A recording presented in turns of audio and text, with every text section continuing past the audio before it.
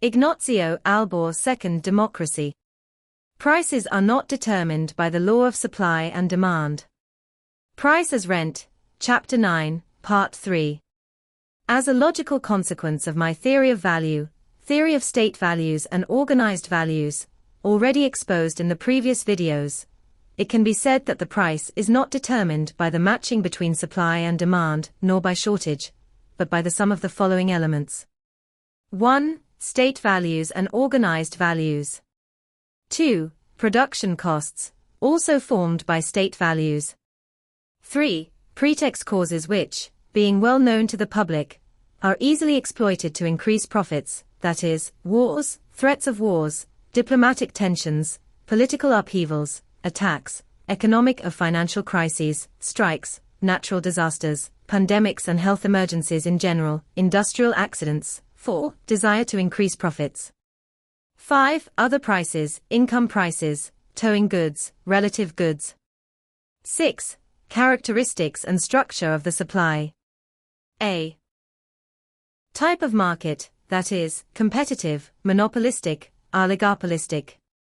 B. Exogenous local conditions, territorial endowment, workforce, access to credit, strategic conditions. C. Endogenous conditions, that is, assets, capital, technology endowment.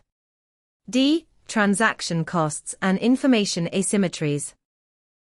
The price is not set by demand, nor by consumers. The price is set by producers, sellers, unions, governments, central banks. It is set by producers, sellers and workers who are part of a network of agreements, regulations, coordination, standards, availability of information. Those not included in this network, that is, consumers, cannot determine the price, even though they are the majority. If prices depended on demand, when demand decreased, and when supply shortage problems ended, prices would fall. Instead, no, they no longer fall, they continue to increase, although less, because the only ones who decide them do not want to decrease them, to consolidate the increase in profits. History clearly shows that deflation is a very rare phenomenon, which occurs during very serious recessions. Other causes of price increases, despite falling demand and the absence of shortage problems, are a. The desire to compensate for sunk costs by increasing prices. b. The expectation that prices will continue to rise. c. Information is not quickly reflected in prices. The price of the most important goods, after a brief initial phase in which it is also determined by demand, is transformed into an economic and political rent. Those who, through the market, have obtained profits, advantages, privileges, protection, work and political consensus tend to conserve and defend the income obtained, be it economic, patrimonial, financial, salary, political income, consensus, prestige, employment, position. The price is a rent for certain companies, certain productive categories, business organizations, unions, parties. A certain wage is a rent for certain categories of workers and for unions. A certain price of certain key goods and a certain wage of certain key sectors is a rent for the government or the political class in power. Shortage. It should be remembered that the same official economic theory maintains that shortage, A, is a temporary situation, which is quickly rebalanced by the market. The product is replenished and the price decreases, returning to the equilibrium level. B, is caused by the application of maximum prices imposed by governments, by anti-speculation laws, by government bans on sales, i.e. what I call state values. C, is almost always artificially programmed. Artificial shortage occurs despite the existence of technology for production, or sufficient capacity to satisfy all the demand. It is a strategy used for centuries to create demand in one's favor by controlling supply. It is used systematically in the food, entertainment, fashion, technology industries, etc. The causes of artificial shortage are monopolistic prices created by laws that limit competition, or by high fixed costs. The history of economics is full of price increases attributed to shortage, but with a real situation in which there is no shortage at all. This is because, when sellers receive from the market the signal or news of a possible, presumed or false shortage, instead of exhausting existing stocks at the current market price, they immediately increase the price to increase profits, targeting especially consumers who can bear higher prices. Subsequently, it is certified that there was no shortage. In the meantime, prices have increased and often are no longer lower. Therefore, shortage is a problem of rationing existing supply, not a problem of balance between supply and demand, which however always results in a price increase in the face of a shortage that is only announced, presumed false, non-existent. Well, a price increase for a shortage that is announced, presumed, or false and non-existent cannot be defined as an increase due to shortage, but rather an increase due to the desire need to increase profits. Further elements of criticism of the law of supply and demand. 1. The rent prices and the prices of towing goods, on which the prices of all other goods depend, are not determined freely, but by state values and organized values.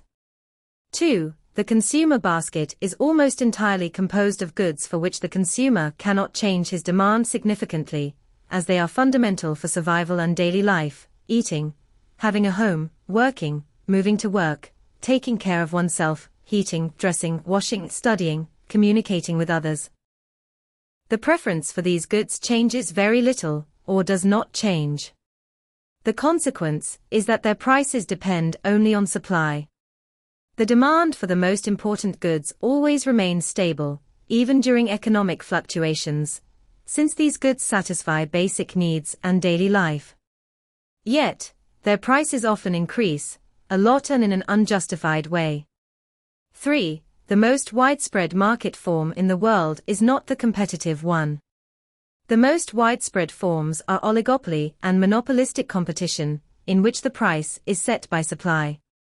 4. Demand determines prices, even if only in part, only in the initial phase, that is, when the good does not yet have a significant, or at least discrete diffusion.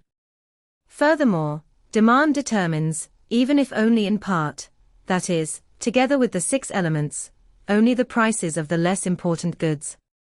Empirical experience shows that in the industrial sector no company increases prices in response to increases in demand. In general, demand alone is not able to cause a shortage of supply.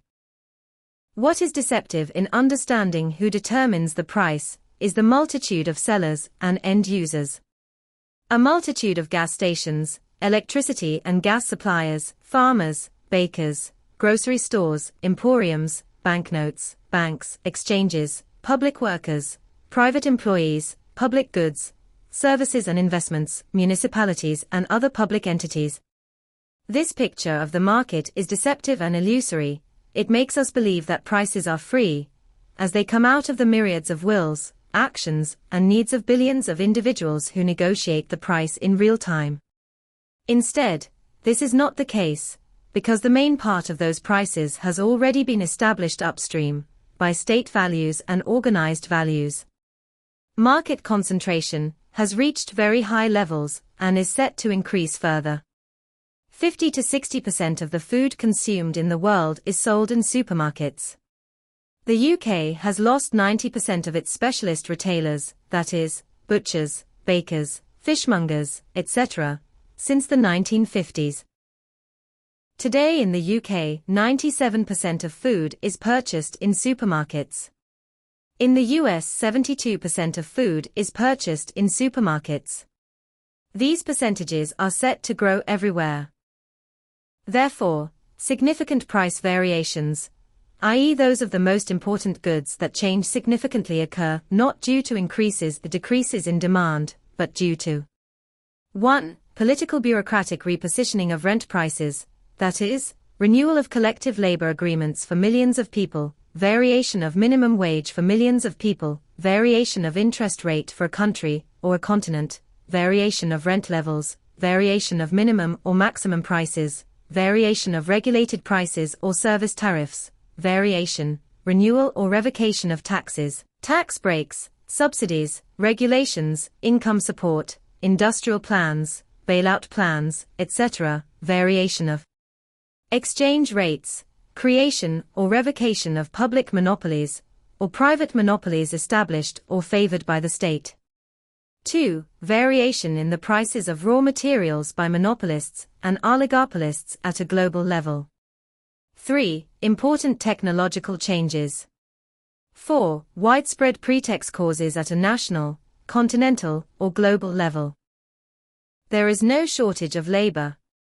It cannot exist, if we refer to the rules of the market and economic science. Instead, there is a shortage of fair wages, of people willing to be underpaid. There is a surplus of jobs that offer insufficient pay for the work required.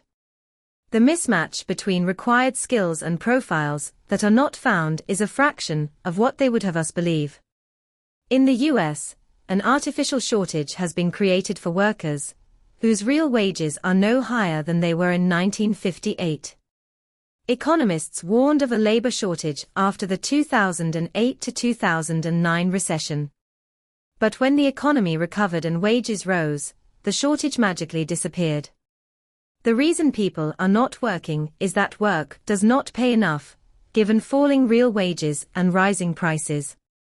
It is not clear why a normal phenomenon of supply and demand not meeting should be improperly called a labor shortage, despite millions of unemployed and underemployed. It is the employers who refuse to adapt to supply and demand. There is an abundance of labor supply at the right price, but companies refuse to raise wages.